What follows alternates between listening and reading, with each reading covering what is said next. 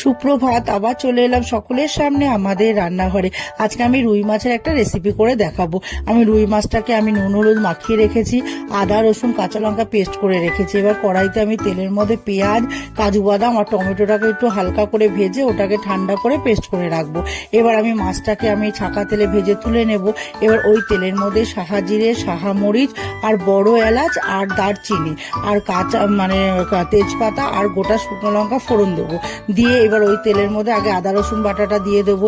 দিয়ে ওটাকে নাড়তে নাড়তে যখন কাঁচা গন্ধটা চলে যাবে আদা রসুনে, তখন পেঁয়াজের পেস্টটাকে দিয়ে দেবো। দিয়ে এইবার পরিমাণ মতো নুন, হলুদ, স্বাদ মতো একটু চিনি, লাল লঙ্কার গুঁড়ো, কাশ্মীরি লঙ্কার গুঁড়ো, জিরের গুঁড়ো আর গরম মশলার গুঁড়ো দিয়ে ভালো করে মশলাটাকে কষাবো। দিয়ে অল্প জলের ছিটা দেবো। দিয়ে এবার যখন তেলটা ছেড়ে আসবে তখন মাছগুলোকে দিয়ে মাছের গায়ে মশলাটাকে মাখিয়ে এবার আমি বাটার দিয়ে নাড়িয়ে চাড়িয়ে নামিয়ে নেবো। তাহলেই তৈরি হয়ে যাবে আমার রুই মাছের রেসিপি।